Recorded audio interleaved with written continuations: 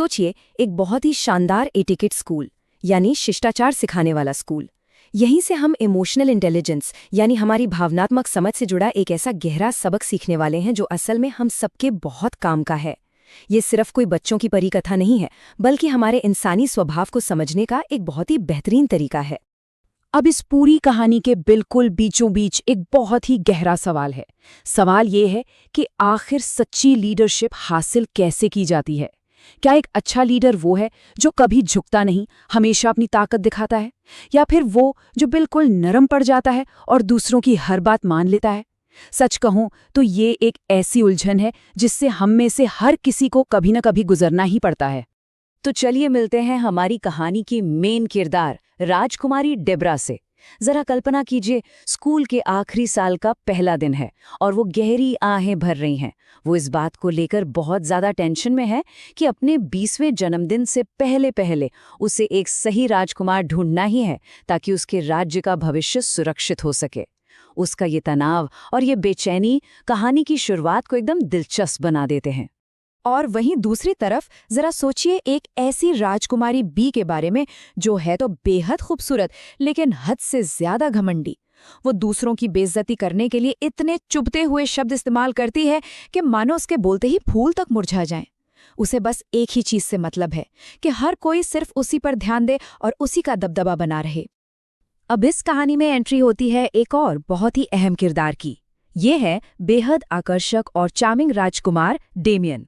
हर कोई इन्हें पसंद करता है, लेकिन यहाँ एक अजीब सी बात यह है कि फिलहाल उनका पूरा ध्यान उसी क्रूर राजकुमारी बी पर अटका हुआ है। और जाहिर सी बात है, डेब्रा ये देखकर और भी ज्यादा परेशान है कि भाई इतना अच्छा राजकुमार इस टॉक्सिक राजकुमारी के जाल में कैसे फंसा हुआ है। अपनी इस परेशानी का हल निकालने के लिए डेब्रा पहुंचती है अपनी फेरी गॉडमदर यानी परी माँ के पास, और परी माँ उसे जादू की 2 बोतलों का ऑप्शन देती हैं। ये दोनों दवाएं इंसान के नेचर के 2 एकदम अलग अलग सिरों को दिखाती हैं। अगर वो नीली दवा चुनती है तो वो एकदम निडर, सख्त और जिद्दी बन जाएगी, और अगर लाल दवा चुनी तो वो बिल्कुल नरम, शांत और हमेशा दूसरों की हाँ में हाँ मिलाने वाली बन जाएगी। चलिए आगे बढ़ते हैं और देखते हैं कि कहानी यहाँ से क्या मोड़ लेती है। डेब्रा तय करती है कि वो इन दोनों जादुई तरीकों को एक एक करके आजमाएगी। वो ट्रायल एंड एरर के रास्ते पर निकल पड़ती है। ये देखना सच में बहुत मज़ेदार है कि जब कोई इंसान अपनी पर्सनालिटी को अचानक से पूरी तरह बदल ले तो उसका क्या अंजाम होता है। तो सबसे पहले वो नीली दवा ट्राई करती है। उसे लगता है कि चलो इससे मैं बहादुर बन जाऊंगी, लेकिन बहादुर बनने के बजाय होता यह है कि पूरा मामला ही बिगड़ जाता है। वो राजकुमारी बी के साथ बहुत ज्यादा आक्रामक हो जाती है और बदतमीजी से पेश आने लगती है। ऐसा लगता है जैसे उसमें बहुत ज्यादा अहंकार आ गया हो। और इसका सबसे बड़ा नुकसान, राजकुमार डेमियन उसके इस रवैये से एकदम दूर भाग जाता है। अब इस नीले रंग के गड़बड़ नतीजे देखकर डेब्रा हताश हो जाती है और लाल दवा पी लेती है। लेकिन भाई, ये तो उसे एकदम बेबस और लाचार बना देती है। वो इतनी डरी सहमी और कमज़ोर हो जाती है कि राजकुमारी भी उसे बहुत ही आसानी से परेशान करने लगती है, उसका मजाक उड़ाती है। और सबसे बुरी बात तो यह है कि डेमियन ये सब खड़ा देखता रहता है, पर उसे बचाने के लिए एक लफ्ज़ भी नहीं बोलता। रोते बिलखते हुए डेब्रा वापस अपनी परी माँ के पास लौटती है, और यहाँ उसे इंसानी स्वभाव की एक बहुत ही कड़वी सच्चाई समझ आती है। सच तो ये है कि हम इंसान अक्सर इन 2 एक्सट्रीम्स के बीच में ही झूलते रहते हैं। या तो हम एक जिद्दी और अड़ियल लड़ाकू बन जाते हैं जो हर किसी से भिड़ना चाहता है, या फिर बस सबको खुश रखने वाले एक ऐसा इंसान जिसकी खुद की कोई अहमियत ही नहीं बचती। लेकिन कहानी का असली टर्निंग पॉइंट तब आता है जब सोच विचार में डूबी डेब्रा के दिमाग में कमाल का आइडिया आता है। वो सोचती है कि अगर ये दोनों ही एक्सट्रीम तरीके अकेले काम नहीं कर रहे हैं तो क्या होगा अगर इन दोनों को मिला दिया जाए।